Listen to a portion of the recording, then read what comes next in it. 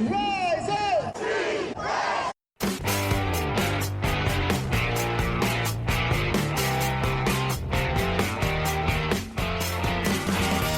This is the Rise Up See Red podcast, all about the Arizona Cardinals and the NFL, featuring insider and outsider perspectives. Enjoy the best hour of Cardinals talk on the web. Now here are your hosts, Jess Root and Seth Cox.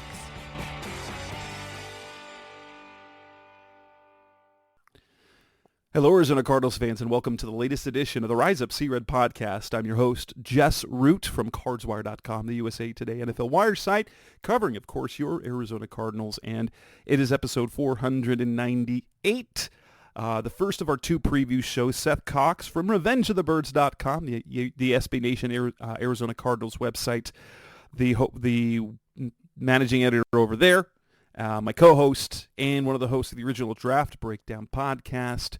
It's our Week 16 Cardinals-Bears preview picks and predictions and best bets and all that sort of thing. So preview, predictions, prop bets, if we're going to go with alliteration. Seth, this game is a weird one, right? Because we're like, what are both teams? They both started terribly, and they both have kind of found their way, and both are really more looking for the future, but I don't know what to think about this game at all.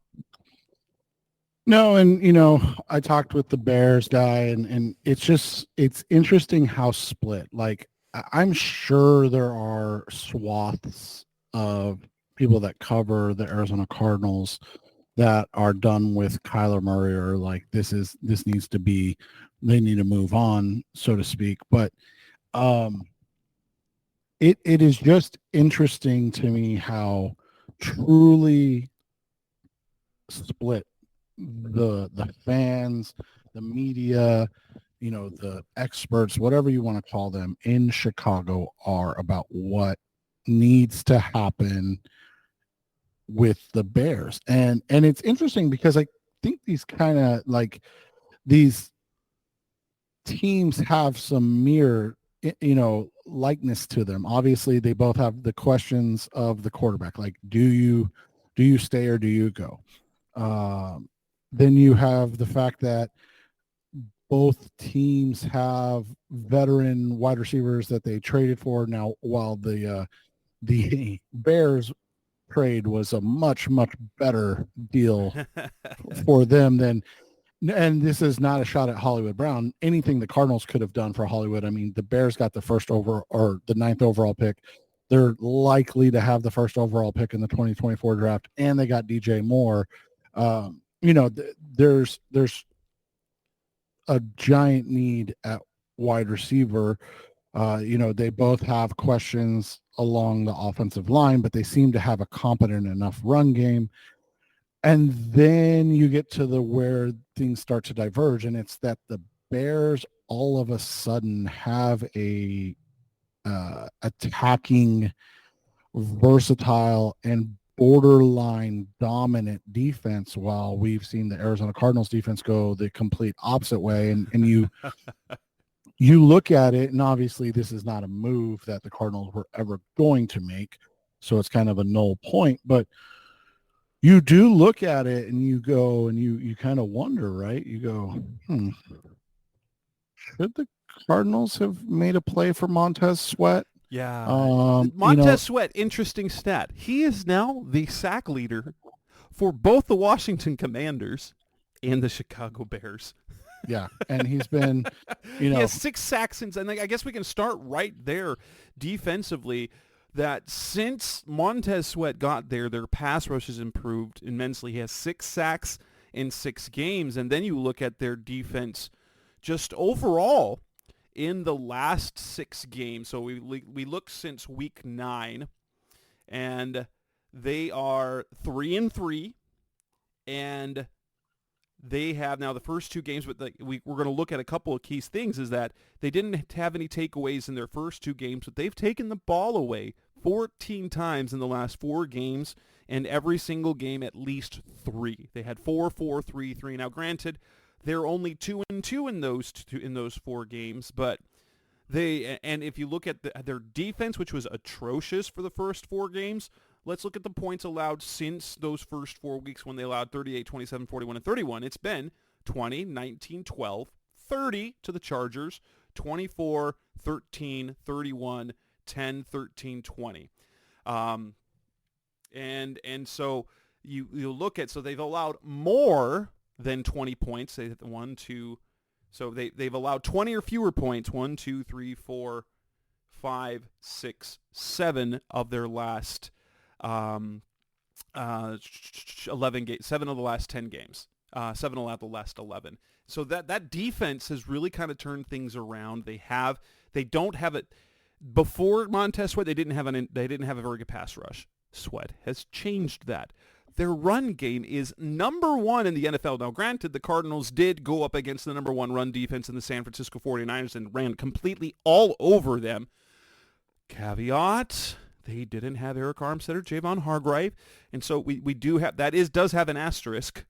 And so, but you look at that run defense, not only are they number 1 in yards allowed, they are number 3 in yards per carry, which is, I guess if you're looking at a run defense, I think that's probably the more important stat, because yards per game can sometimes get a little bit skewed when you're because if teams stop running the ball against you. Like the Cardinals one time had a fairly high ranking in rush defense, but were not that great in the yards per carry, and it was just simply a case that the teams were, the Cards were playing from ahead, so they didn't give up many. They didn't run the ball that often. But this appears to be what is a very good run defense, which is going to be a really tough matchup for an offense that honestly has to run the ball to be successful. Oh yeah, I mean, we've talked about it ad nauseum, and there's no reason to go back into it in this game. But you've got a team that just lacks talent on the offensive side of the ball, especially at pass catcher, right? And so you have to be able to spread the field, run the ball consistently, and from there, hope that things work out the right way. And it makes it tough. I mean, this team, if they can potentially,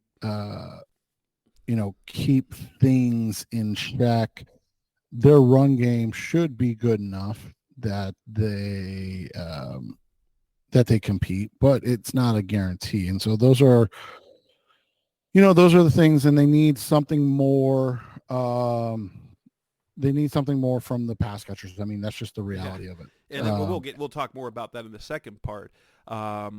Offensively, they don't have they have a good run game. Chicago's a good run game.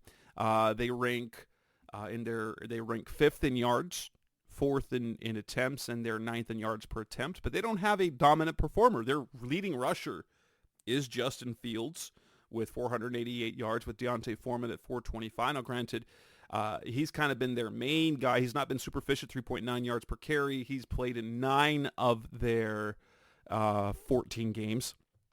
And so you've got Fields with 488. You've got Foreman with 425, followed by Khalil Herbert, 347. Roshan Johnson, he's a rookie, for 274. Their rushing attack is kind of varied in that sense, as opposed to the Cardinals, who it begins with James Conner, and then you get the compliments of the explosive plays from other players. But it's the James Conner game. But what do you think of Deontay Foreman as a starting running back? I mean, he's a poor man's James Conner, if that makes sense. I mean, 6 foot, 235. He's a grinded out type. I mean, you look at his games, and if he's running for, 15, 16 times, he's rarely over 4 yards per carry. And if he is, it's barely. I mean, he's got one where he was at 5.5, and that's his high for the season. The rest of the time, I mean, you look at his attempts, 21 attempts, 3.8 yards per carry, 20 attempts, 4.2 yards per carry, 15 attempts, 4.3 yards per carry, 11 attempts, 4.5. I mean, it's just, that's not his game. He's a grinded out, pounded out type of guy. Obviously, we have to take a little bit of those stats with a grain of salt because of last week. I mean, 6 carries for -6. That was like as if it were Keontae Ingram playing. Right. And so like that, we take with that with a grain of salt. That was against the Cleveland Browns. We've seen what the Browns do. And so that'll be the thing that matters in this game is, how who gets off in the run game. And you mentioned it, you have Foreman and then you have Fields who, not as dynamic as he was the last couple of years. Obviously, injuries have really, played a part in that this year. But he's got big games still, right? He's got the 18 carries for 104 yards in their loss to the Detroit Lions. He's got 12 for 59 in a win over the Vikings about a month ago. He's got the 12 for 58 and a touchdown last week or 2 weeks ago, I guess, by the time this airs, and their win over Detroit. So it's not that he's not running or dynamic. It's just that his game, he's changing his game and trying to adapt and become a better passer. I mean, you look last year, he finished with over 1,100 yards rushing in 15 games. He in 10 games this year, he's only at, just over 400. So, you can see the or just under 500, I guess I should say. And you can see the concerted effort for him to kind of vary and change what he's doing. And he's done a nice job, and we'll talk about their passing game shortly, but he's done a nice job in doing that when you look at the fact that they don't have a ton of talent at wide receiver. I mean, something we mentioned kind of at the top, but their strength lies in their diversity of their run game. And you mentioned it. I mean, you look at these numbers and they're kind of crazy because nobody, I shouldn't say nobody, that's disrespectful, but like none of these guys none of them wow you, but like you look at the attempts. James Conner has 143 yards. He leads the Cardinals. He obviously missed 4 games, right? And so that is what it is. The next closest guy in attempts is 56 with Amari DiMercato. The next closest is Josh Dobbs with 47, but then you get Dobbs and Keontae Ingram. They combined have 82 carry attempts. Obviously neither one on the roster, right? So from there you have Kyler 29, Rondell with 24, Michael Carter 11, Damian Williams 11. Like you just kind of have a mishmash. You look at their top 4 runners: 109 carries for Deontay Foreman, 96 for Justin Fields, obviously their most dynamic ball carrier. Khalil Herbert, 82, and you mentioned it, 4.2 yards per carry. Roshan Johnson, 60, again, 4.6 yards per carry. So, like, all of these guys have kind of been the same. I know they have some hope for Johnson. He's a rookie, so we always, kind of give those guys a little leeway. But a lot, these guys are all just kind of like the Cardinals we talked about last week. They have James Conner, right, who's, like I said, similar to Deontay Foreman, the big kind of pound it back. They have Amari DiMercato, not a bad size back in any shape or form, but very patient. You don't look at anything he does as eye-popping, right? But it's his patience and his ability to kind of find and navigate the hole. I guess that would be Khalil Herbert, but at the same time, I think he tested better than DiMercato, if I remember right. And then they have a guy, and again, I don't mean this in this negative connotation, but like they have their Keontae Ingram, right? In Roshan Johnson, the big 6 foot, 225, athletic, supposed to be very versatile back. And so you look at those things and you go, okay, they don't have just a bunch of variance or diversity in what these runners do. And so it'll be kind of interesting to see, because at the end of the day, I don't care who it is, they're all probably going to be able to run against a defense that has struggled to stop it. Yeah. And now we get to the receivers, and the passing game it's basically been 2 guys. It's been DJ Moore, who's got 80 catches for over 1,100 yards and 7 touchdowns, and tight end Cole Kmet, 66 catches, 571 yards, 6 touchdowns. Those are basically the only 2 guys that Justin Fields trusts. And you've got a guy in Darnell Mooney who's super dynamic, but is kind of invisible this year, either by his performance or by his usage and the coaching staff. Like, that's a guy that we've seen be absolutely dynamic and has just not been used or not been targeted. But I mean, it's hard to do because DJ Moore he's a dog. He's an alpha. He's an absolute stud at receiver. And he's doing what we would have hoped Hollywood was doing this year, right?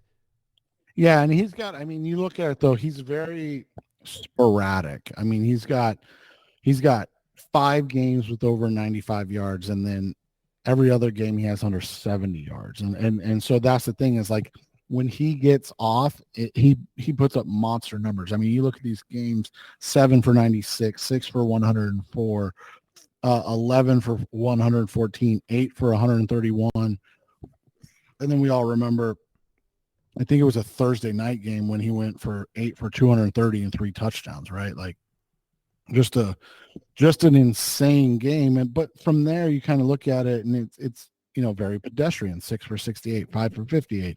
And so his production, it kind of mirrors what you see out of the Bears passing attack. And that isn't really shocking when you just look at the fact that, like, they kind of go as he goes. Like, he is the engine of that passing game. And so if the quarterback gets the ball in his hands, then that's a good thing. And if it can't, then he does a nice job, usually averages about 11 yards a catch and gets those. And if he gets 5 catches, he'll have, 60 yards. If he gets 4 catches, he'll have 45 yards. Like, it's just a really interesting passing attack because, like you said, you've got Moore, you've got Kmet, and then you've got guys that just have never reached the level of success. I mean, Darnell Mooney was supposed to be the speedster, the guy on the outside, and you look at his career, and 2 years ago in Chicago, Justin Fields' first season, I mean, this is baffling. This dude put up over 1,000 yards. And then from there, he's just never been able to kind of replicate that success. Yeah. A lot of it's been health, 12 games last year. He is on pace to play in 17 games this year, but you look at it, 81 for almost 1,100. And now, he goes down to 40 for 493. And this year he's averaging the most yards per reception in his career, but he's just not getting the ball. 29 catches for 409 yards, a touchdown. I mean, he's a dynamic stretch the field threat, but it just seems like it's not something that the Bears trust. I mean, they're more of a, hey, let's get the ball in DJ's hands.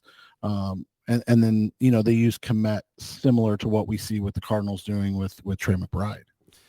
And then you look at how the Bears season has gone. Now, granted, they went 0-4, played terribly to start the year. But since then, they've been quite mediocre. They're 5-5.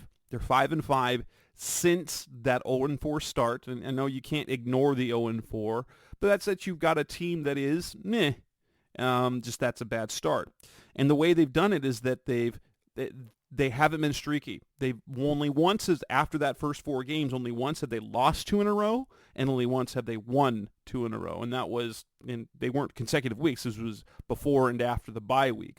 And so you're going win-loss, win-loss-loss, win-loss, win-win-loss. They've been very up and down. They've been very up and down this season. And, they've also had, I think it's 3 fourth quarter 10-point leads, like fourth quarter double-digit leads that have turned into losses. And one of them happened last week against the Cleveland Browns when they were the latest victim to the eliteness of Joe Flacco. We can never forget the eliteness of Joe Flacco. Yep, it's insane.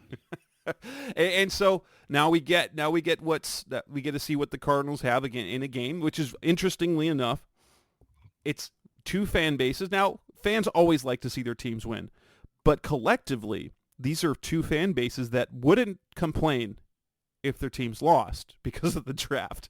And so it's kind of like 2 teams that are going to compete, but should they really win? That's the tricky part. And separately, we're all Washington Commanders fans this week. I actually I do like them this week against the Jets. So crossing fingers. Washington getting one. That's one of my underdog picks for the week is a Washington win over the Jets. So let's go Commanders. Pick up that win and let the Cardinals win a game before the end of the year and not feel terrible about that ending. So yeah, coming up next on the Rise of C-Red podcast, the best of Cardinals talk. Let's move on to the actual matchup, keys for the Cardinals, matchups that we're looking at, and more. That's coming up next on Rise of C-Red. We're back on the Rise of C-Red podcast, the best of Cardinals talk on the web, talking about now the preview, the matchups, the keys. I think number one, and this is kind of goes with pretty much every, but especially this week, the Cardinals can't afford to turn the ball over.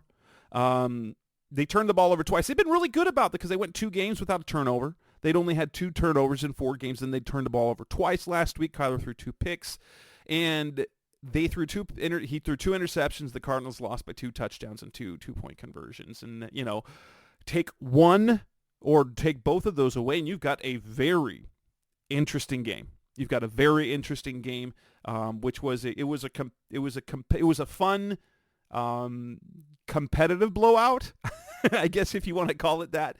But this week, if they turn the ball over at the rate that the Bears opponents have been turning the ball over, 14 in the last 4 games, the Cardinals don't have a chance.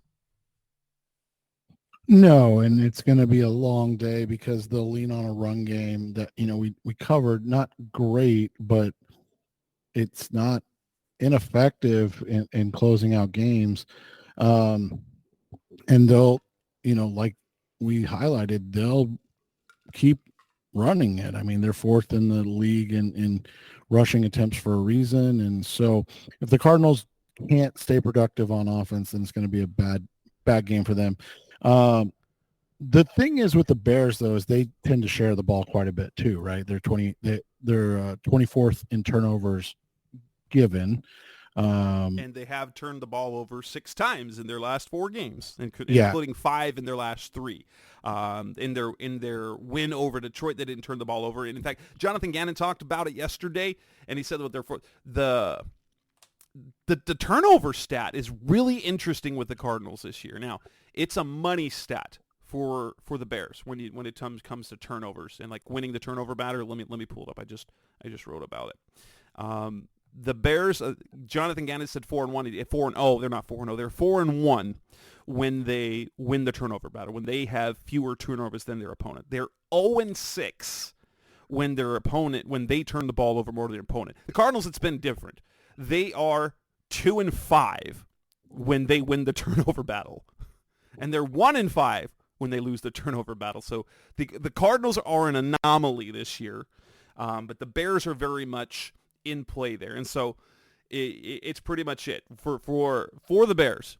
If they turn it over more than their opponent, if they're negative in the turnover differential, they're going to lose. That hasn't been the case for the Cardinals, but in this game in particular, that's going to be super, super important.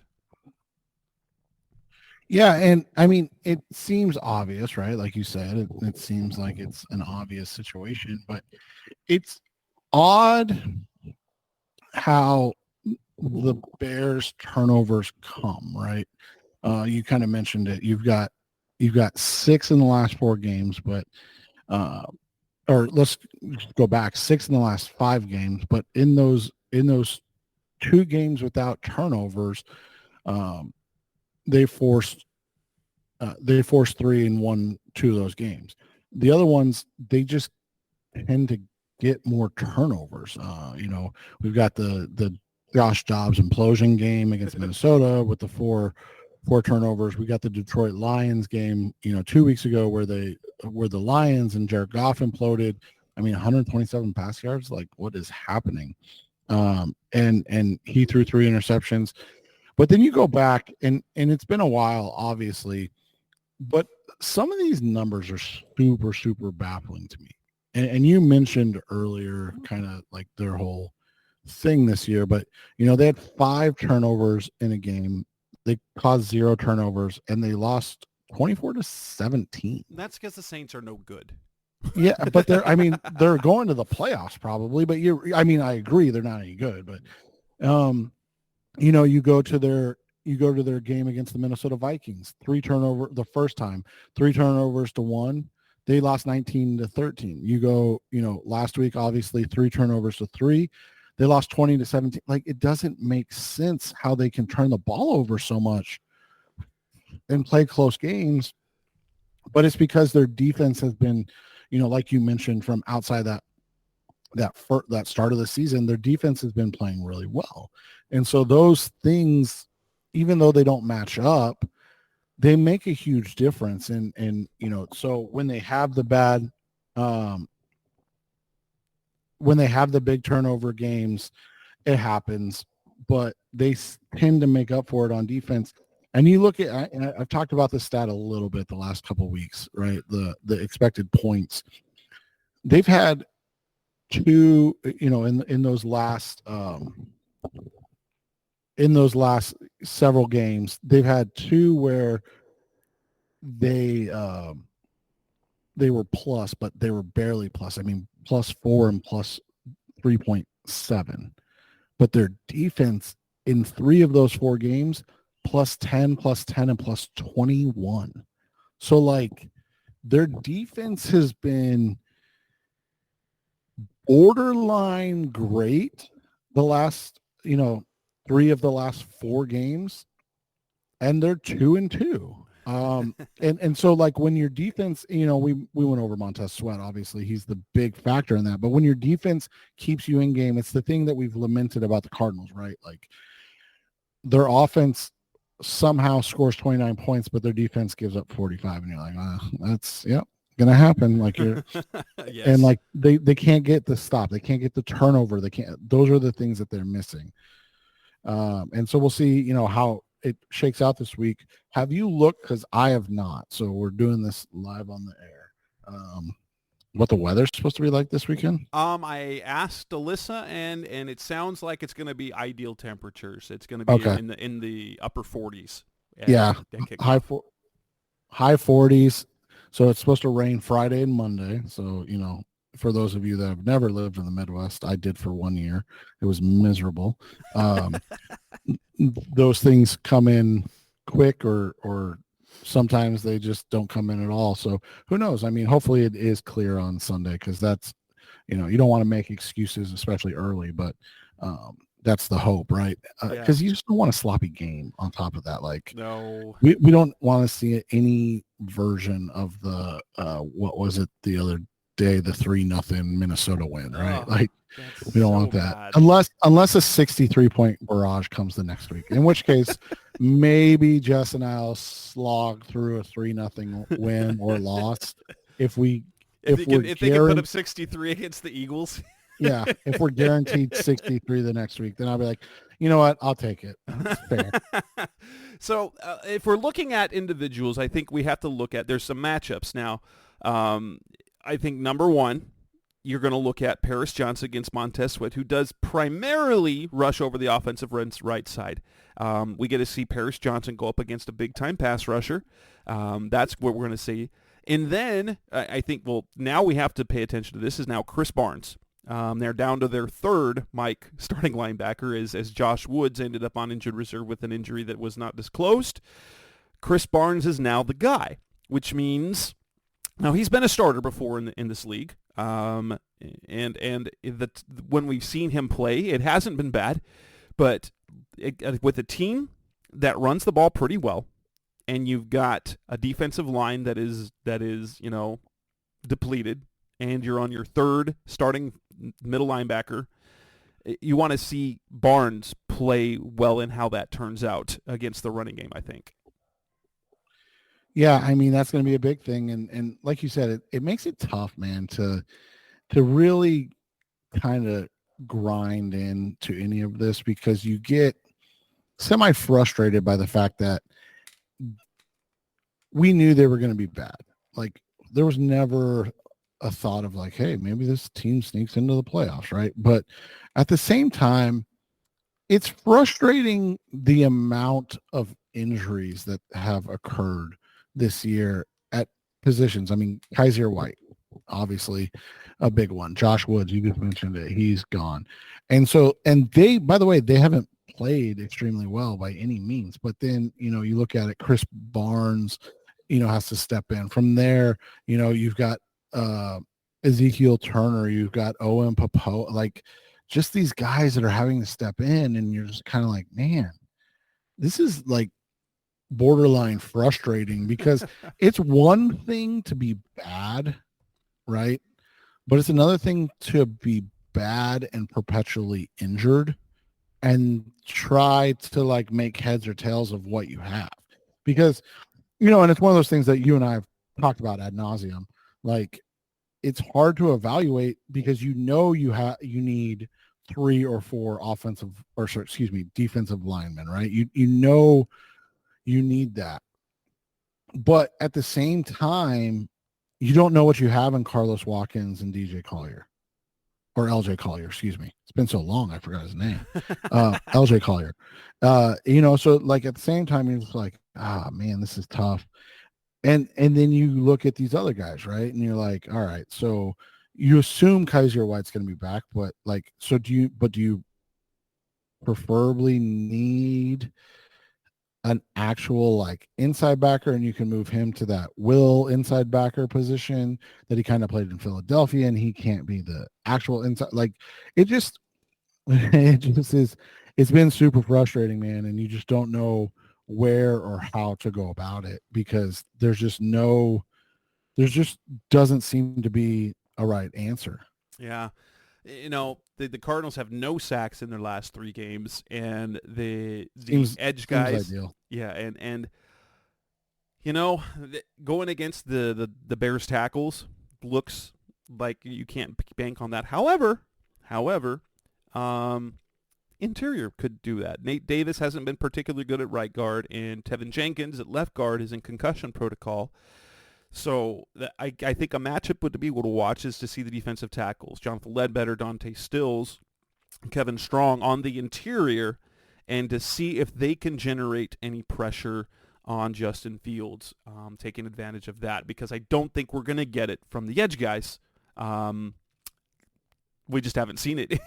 I mean, 0 sack. Again, Seth and I have as many sacks as the Cardinals do in the last 3 games. We could go back and say Jonathan Abraham and Simeon Rice are tied with the lead in sacks this season in the last 3 weeks. That's bad. That's bad. Well, and you know what my favorite thing is that Jess has performed as well as Marquise Brown in the month of December, and I've performed as well as any of the edge rushers in the month of December, and those are always fun things, that's always right? good. After that, they do pretty all right. They've done pretty all right recently in limiting massive games from wide receivers. But they've also given it up in the other way. So and I think Christian McCaffrey's a special kind of player, so I wouldn't say that we can expect a big game that way. Now, on the other side of the ball, I don't know how healthy Hollywood's going to be, but they need him on the field. They need something from the receivers, because if James Conner isn't great, they need more than Trey McBride. And I think Trey McBride's going to have a big game because that's all they have. But they need something from their receivers, and you've got your eyeballs focused on Michael Wilson, Rondell Moore, and hopefully a reasonably healthy Hollywood Brown. Yeah, and I mean, the Bears have a very dynamic defense. I mean, that's one of the things that we talked about, and so to that, as Jess is saying, like, how are they going to respond? How are the Cardinals going to respond to this game? And the first thing that you look at, and the hard part about it, is you look at it and you go, oh, okay, well, the first thing that you know is that they have a really good corner in Jalen Johnson, a guy that's highly underrated overall by a lot of people in the NFL, but he's just been, borderline elite coming out of Utah. I think it was 2020. And he's just become a potential Pro Bowl corner, second round pick. He's done a great job, especially in coverage this year, which, makes it even more important that the Cardinals get something out of a wide receiver because this is a guy that takes away half the field. So God forbid they're like, hey, go guard Trey McBride anytime he's in the slot or anytime he's doing this. Like you're talking about an elite eraser type defensive back. Now, that's not to say that Trey won't get his still, but like it may only come when he's in line, maybe when they split him out like they love to do, and which they should do. I mean, he's phenomenal. It may be a harder road to hoe. And so, like you said, they got to, like somebody's got to show up this week. They've got to put up some numbers. They got to make some plays. They got to get open. I mean, the stat where the Cardinals have the least separation by wide receivers in the NFL is that just not such a baffling thing to you? It's like as dynamic and as and completely not surprising because that's the way it's been for like the last 3 years, right? Well, I get that, but like with as athletic as Rondell and Hollywood and Greg Dortch are, you're like, how are you guys not getting like Michael Wilson? Understand he's the guy, he's a rookie, he's trying to find his way in the NFL, but like these other guys, it's like your athleticism is your calling card. Like, how are you not creating space? And obviously we highlighted early in the season Hollywood, the misses to Hollywood, and that's a lot of it, right? But now all of a sudden he can't create separation because of the heel issue. That's how I think, like for you, I don't know how you feel, but like for me, that's how I know he's actually hurt, right? Because like this is a guy that was winning consistently, right? And absolutely. All the Cardinals quarterbacks were missing him, and now he physically so he's either quit, which is a problem, and we can speak to that, or he physically can't do it, which I tend to give guys the benefit of the doubt in this situation. I mean, what reason would he have to quit? He's playing for a contract, and now they're talking about like he's only going to get a 1 year, $12 million deal wherever he goes. I mean, and at that price, you might be like, oh, if the Cardinals, draft Marvin Harrison Jr., sign T. Higgins, you're like, hey, we can bring back Marquise for $12 million on 1 year and push a couple of those other cap hits. Like now all of a sudden there's literally no excuses for Kyler. Like it's time to put up or shut up, buddy. Like, and so that's why I'll give him the benefit of the doubt. Like he seems hurt. He's not explosive like he was before. It's tough, man. I mean, it's tough. As somebody dealing with a leg injury, I was actually at physical therapy today, and it's crazy to think like the things that you don't expect to hurt. And my physical therapist was explaining to me, it's like, especially with tendons, it's like, and again, it's a heel, right? We have no idea what, but like it's a heel. But with tendons, that's what he said. He's like, this can take 6 months until you feel comfortable with it. And it can take 8 to 10 months until like you forget that you hurt it. And so obviously it's not as serious as the surgery that I needed, but like if it's something where it is a tendon in his heel and he's just having that nag, like, and he just doesn't feel like right, like we could be talking 3-4 months that he needs off to like heal it, and he's just trying to grind through. So I mean, it's tough. And so the other thing is, and it was something I talked about on Tuesday, which is really weird, that they still can't run screens. As good as they're running the football, you would expect them to be able to run screens because, screens come off of play action and things like that, but they just can't run them. And, so then when it is obvious passing situations, they don't have that little wrinkle to dive into. And so like you kind of highlighted, it's like, hey, chuck it up to Trey and pray, right? Like that's where they're at right now. Coming up next on the Rise Up See Red podcast, Mr. Cardinals Talk. Let's move on to the final segment where we make our picks, our predictions, and talk some prop bets. That's coming up next on Rise Up See Red. We're back on the Rise Up See Red podcast, Mr. Cardinals Talk on the web. As we close out this edition of the show, we talk about how do we think this is going to play out. Now, first, it's got a 4-point line right now in BetMGM, and honestly, I do not know. I don't know how to think about this game other than I don't think the Cardinals will win. I think they can win, but I don't think they will. I think they're going to struggle just enough in running the ball, but at the same time, I don't think the Bears are going to run away with this. I think this is going to be a game that's going to be pretty high scoring. And so And I want to see that. Honestly, I want to see the Cardinals offense working. And if the Cardinals can't stop the Bears defense, that's fine, because the Cardinals defense hasn't been stopping anyone other than Pittsburgh, and Pittsburgh's offense is atrocious. It's abysmal. Yeah, and so that's the big question mark is this game one where the Cardinals offense competes against, a good defense? Obviously, not as good as they last played, but a good enough defense. And so the first thing I see is this 43 over under, man. That either screams to me that Vegas sees this being lopsided in the Bears' favor, or that there's a reason that under 43 is near plus money, because they're trying to juice up people taking the over. Because it's like I'm thinking over. Yeah, that's what I'm thinking. It's just not as good a value. So that's, it's over under 43 on DraftKings. Same thing, -4 here.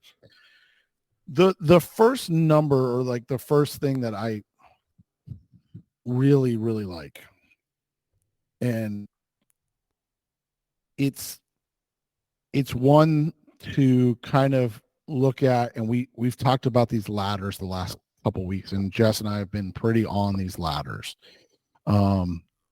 Justin Fields, this is on DraftKings. I don't know what the number is on BetMGM. Over 198.5 passing yards is -140. So not great. At that rate, just take him at 200 plus alternative yards. That's -120, so better. And then the ladder up to 250 is +175, plus 360. Nice. I really like that, with how bad the Cardinals pass rush has been, as Jess has highlighted.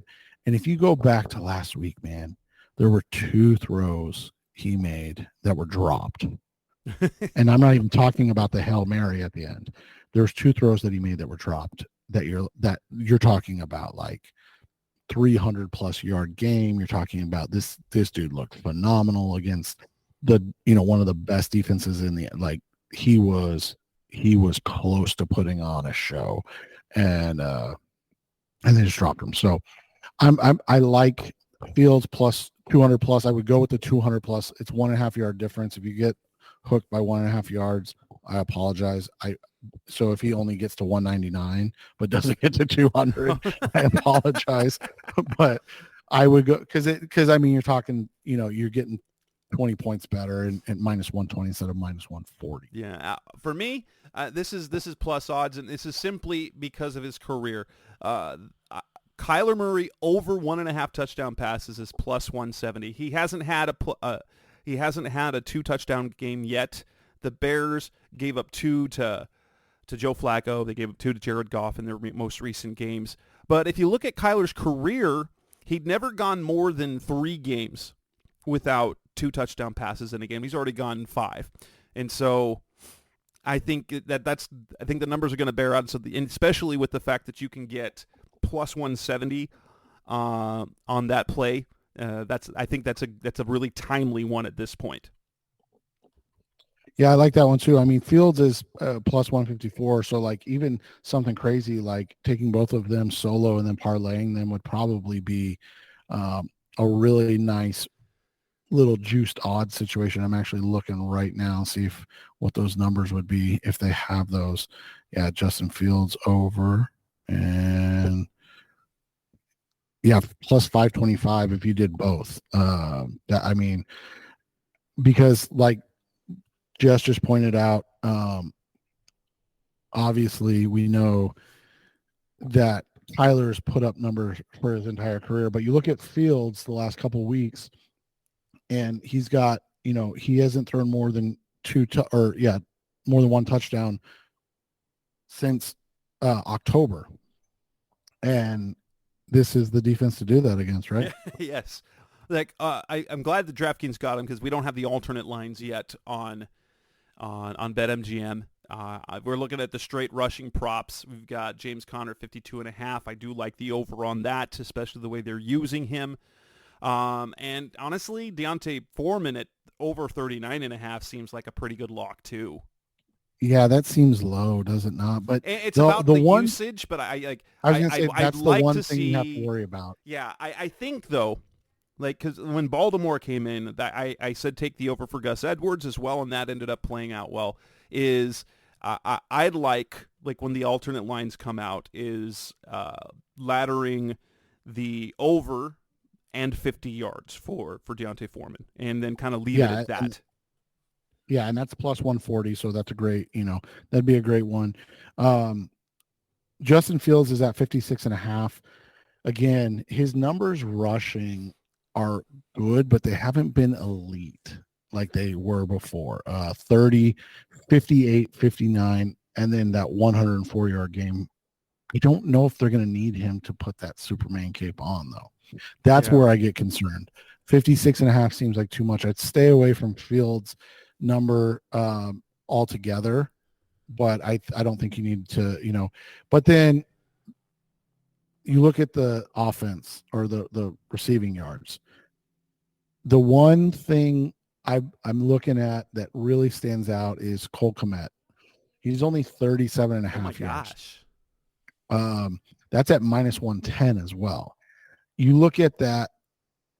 Jess highlighted obviously the injuries at the inside linebacker. Now you have Chris Barnes there. What is it going to be? Papoa? Like, who's going to be the next guy, right? The way they were using it before, it would be Turner, but they might go with Papo. Papo's got has found a role in their NASCAR deal in their all linebacker pass rush group. But yeah, when you add that seems Cole Kmet seems low. Honestly, Trey McBride at 59.5. Or you could go off the receptions at 5.5. Now, granted, you probably want to take some alternate line because the receptions is minus 150 for over 5.5. That's not a very good. You got too much juice on that one. Yeah, and then the other one that I like is I like both Kmet and McBride. They're over in longest reception. Kmet's 16.5, McBride's 19.5, and I feel like that's a pretty. That's something we see from him every game. I know he averages about 10, but he usually has one big, like a 20 plus or 19 plus catch per game. Yeah. So, and you look at, Kmet this year, and he's had a good year, and he's hit that 19.5 16.5 in half the game. So obviously 50-50, you want higher odds, but in gambling, 50-50 is actually really good. Yes. So, and so you look at that, and like I said last week, he dropped one that would have been like a 70-yarder, and so, that's one that that I like personally. The numbers that scare me the most this week are the runners. I'm not worried about, like you mentioned, not super worried about James, but those, I like Deontay. I like that 39.5. Anything over gets into the 40s, the juice has to be worth it to me. And so like you said, if you ladder that to 50 plus, I think that's completely 100% worth it. But I wouldn't take anything over 50. If for some reason they move him over 50, I'd stay off of it. The other one that's always interesting, and again, if weather's not a factor, Matt Prater over 1.5 is plus 110. Yes, we've hit on this a lot this year. Now it's not indoors, so that's a little bit. And if they call it the Windy City for a reason, right? But with the chances of things, I like that. The other one is Kyra Santos over 2.5 point after attempts made. I don't know if it's just it's Chicago vibe from the marks or what, but I think they're going to put up, 4, maybe 5 scores. Yeah. And so which takes us to our final score prediction. I've got the Bears scoring 4 times in a 28-24 win, and ending up with a push if you're going with. So if you like a close game, relative close game, if you want to slide on an alternate line, go and make it 4.5, and then take the Cardinals to cover, that would be reasonable. Right at 4 points, I'm just not comfortable either way. So yeah, I'll go with a push, and I'm just going to avoid if I bet the game, I'm going to move the line to maybe and take slightly higher juice, maybe move it to 4.5 or 5, maybe 5.5, and then go Cardinals. But any other way, I'm just going to stay away from the spread, and I think the Bears come away with a 28-24 win. It's going to be pretty high scoring. Yeah, I've got 31-28. The Bears take this one, but the Cardinals cover. And with that, we'll end this edition of the Rise Up C-Red podcast, specific of Cardinals Talk the Web. You will hear me and Alyssa on the show on Saturday, as this one drops on a Friday. And then Seth and I will come back after the Christmas weekend, be able to talk about how the Bears and the Cardinals did. That's Seth Cox. I'm Jess Root. Thanks for listening. As always, we'll be back again next week. Thanks for listening to the latest edition of the Rise Up C-Red podcast. Listen to previous episodes and subscribe to the show on Apple Podcasts, Stitcher Radio, Audioboom, or many other podcast platforms, so shows are delivered directly to your mobile device. Please give the show a 5-star rating and always support the sponsors who support the show. We'll be back soon for the best hour of Cardinals talk on the web. Rise up, Red Sea, be Red Sea Red, and of course, Rise Up Sea Red.